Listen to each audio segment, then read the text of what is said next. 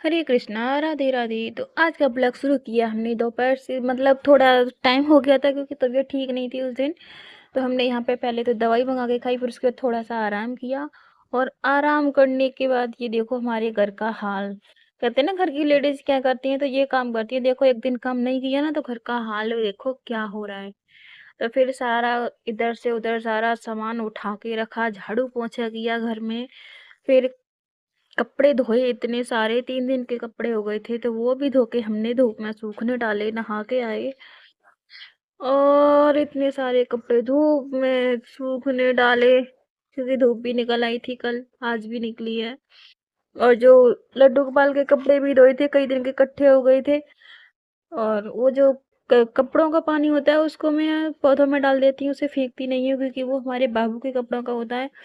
फिर यहाँ पे धूप में बैठ के हमने एलोवेरा लगाया। और हमने अपनी बेटी को भी एलोवेरा लगाया। तो एलोवेरा कैसा लगता है, जैसे कि किसी की नाक निकलती है। थू। और फिर कपड़े डालने का देसी जुगाड़, वॉशिंग मशीन तो है नहीं, तो देखो ऐसे हमने रस्सी बांधी जगह जगह और पंखा चला के फुर फुर फुर फुर फुर कपड़े सुखाए हमने, तो है ना देसी आइडिया हमारा। और फिर इनको बच्चों को कोल्ड हो रहा है तो गर्म पानी करके विक्स डाल के इन्होंने स्टीम ली बहुता। और फिर दूध वाला गरम दूध किया, गुड़ वाला दूध। और लड्डू को भी पिलाया और हमने भी पिया। और फिर हमने गाँव शाम की घर में पूजा आरती की।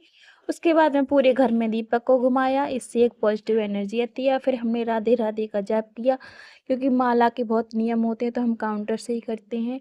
और फिर हमने पेटीज मंगाई थी, ये विदाउट अनियन गार्लिक थी, तो हमने लड्डू को भी खिला दी और हमने भी खाई। ये एक ऐसी चीज़ है इसको मैं खा सकती हूँ, बाकी कोई भी चीज़ मैं बाहर की नहीं खा सकती क्योंकि हर चीज़ में लहसुन प्याज होता है। और फिर यहाँ पे लाइट चली गई थी तो पति देव ने थोड़ी हेल्प कर दी, आलू वगैरह छील छील दिए। और फिर खाना आलू के पराठे फिर से बनाए। रिपीट टू रिपीट, ठंड में आलू के पराठे खाने का मज़ा ही कुछ अलग होता है, अच्छे लगते हैं ठंड में पराठे, आलू के, बथू के, गोभी के पकौड़े।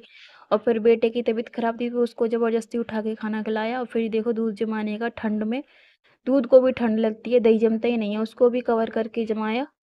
फिर और सुबह इतना अच्छा दही जमा था एकदम चक्क।